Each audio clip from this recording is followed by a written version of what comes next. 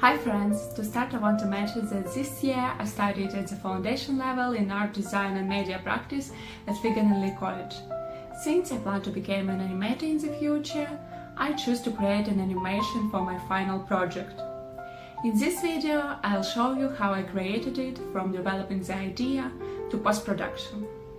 The idea and the initial script were created by Peter McKiernan. I'll leave his Instagram in the description below.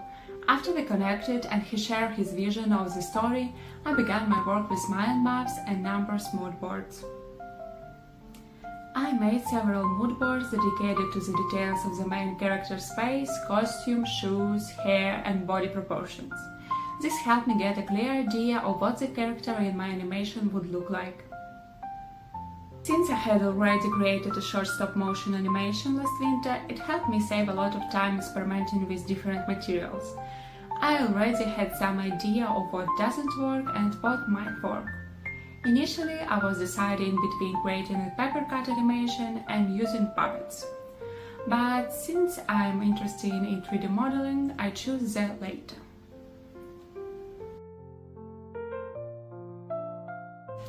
So my first step was to create 3D models of the heads for the main characters.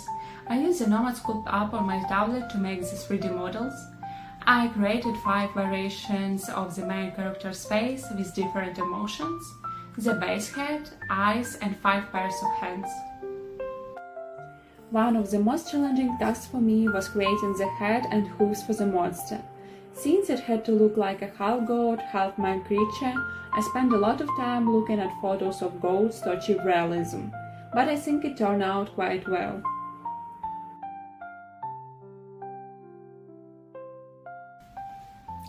For the main character's body, I decided to use a new material for me, called doll skeleton. Previously, I used twisted wire, covered it with felt. This time, I made the base with doll skeleton and then covered it with felt as I did before. I'm very pleased with this material because it's easy to use and allows for easy articulation of the final model. The idea to use this material came to me after seeing how various people on Instagram use it to add articulation to soft toys. Initially, I wanted to try making the monster's body like a BJD doll. I used a ready-made model I once found on stock site. I slightly changed the sizes of some parts and replaced the heads and feet with hooves. Typically, these models are connected with elastic, but possibly due to my lack of experience, this didn't work. The body didn't move as I wanted it to, so I used a soldering iron, glue gun and super glue. Together these tools helped me to solder the 3D printed BJD body parts and doll skeleton. It's not perfect and feels a bit too heavy for my liking, but it works. I struggled for a long time to decide how I wanted two characters' clothes to look, so I created a lot of mood boards and few Pinterest boards. In the end, I settled on typical fantasy clothing. Honestly, for some parts of the clothes I used fabric from tote bag left over for various university open days, as it had the right characteristic for me. I also used velvet left over from making costume for my previous animation and satin that I bought for a shrine last year. Since I wanted to achieve a fantasy style, I needed to add a lot of details to the costume to convey this atmosphere, so I embroidered some elements with beads. I made a belt with punch for the girl and shoes from the same material to make it look harmonious. For the monster I chose black color, a lot of velvet details and a cloak made of box leather. The girl's eyes can move, her facial expression can change and her hands can be swapped out. All these parts are attached with magnets, which make it easy to adjust and animate her features. To make the cat, I found a 3D model that suited me very well, but my 3D printed broke down at the worst possible time, so I had to quickly change my plans. Therefore, I made the body from the same material as the girl's body, the doll skeleton. I sculpted the head from polymer clay, painted with acrylics and covered it with fur. For the animation set, I made the base out of cardboard, covered it with gesso and painted it with acrylics. I then created interchangeable backgrounds. For the grass I used fake moss and garden pebbles as well as plastic flowers.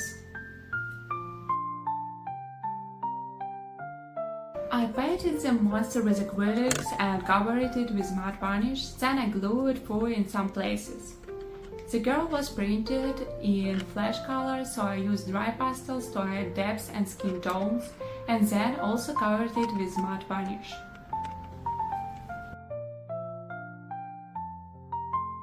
Creating the wig took the most time.